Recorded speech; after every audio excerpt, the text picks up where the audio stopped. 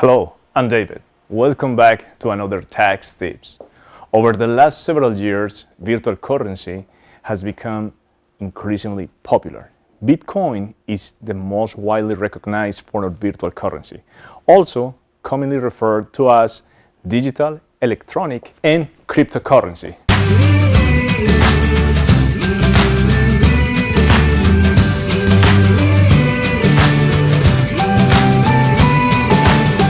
While most smaller businesses aren't yet accepting Bitcoin or other virtual currency payments from their customers, more and more businesses are. And the trend may trickle down to small businesses. Businesses also can pay employees or independent contractors with virtual currency. But what are the tax consequences of these transactions? There are different types of virtual currency.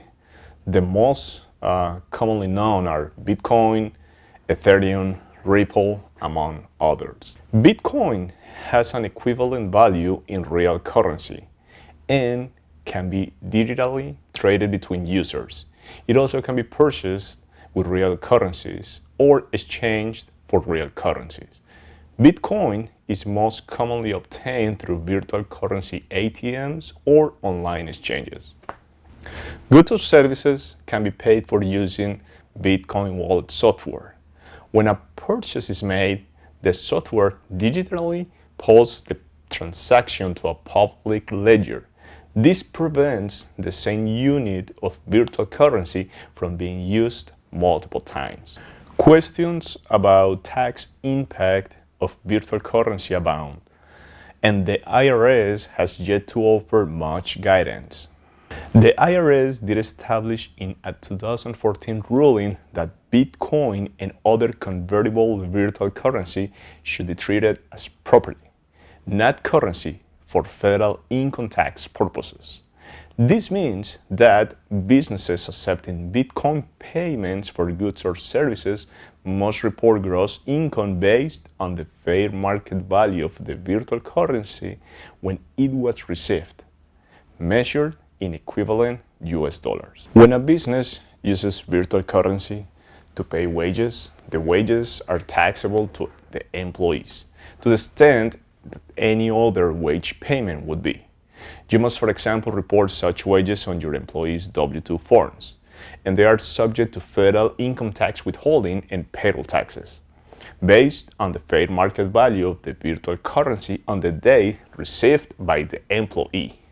When a business uses virtual currency to pay independent contractors or other service providers, those payments are also taxable to the recipient. The self-employment tax rules generally apply, based on the fair market value of the virtual currency on the day received.